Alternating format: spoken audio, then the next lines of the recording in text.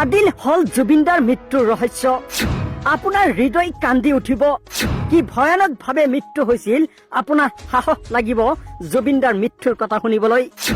আজি মই চাব বিচাৰো কেইজন জুবিন প্ৰেমী এই ভিডিঅ'টি শ্বেয়াৰ কৰে।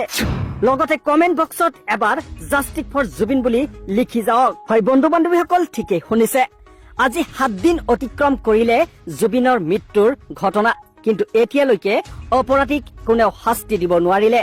এটা অপৰাধীকো গ্ৰেপ্তাৰ কৰিব নোৱাৰিলে। জুবিনদাৰ মৃত্যুৰ ঘটনা শুনিলে আপোনাৰ চকু কপালত উঠিব, আপোনাৰ হৃদয় থৰ থৰকৈ কাঁপিব ধৰিব। জুবিনদাৰ মৃত্যু ইমান ৰহস্যজনকভাৱে আছিল, আপুনি শুনিলে আপোনাৰ চকুত পানী ওলাই যাব।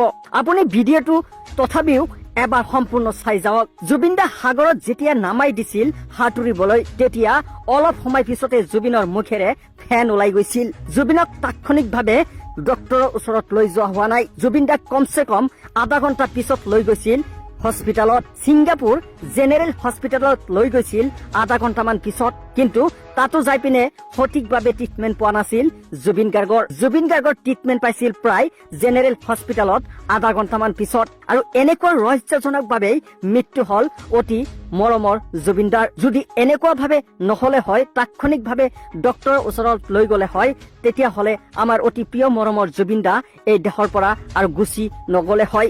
আপুনিও যদি জুবিনদাৰ ন্যায়ৰ প্ৰতি উত্তৰ বিচাৰে, তেনেহলে আপুনি কমেণ্টত লেখক জাষ্টিস ফৰ জুবিন বুলি।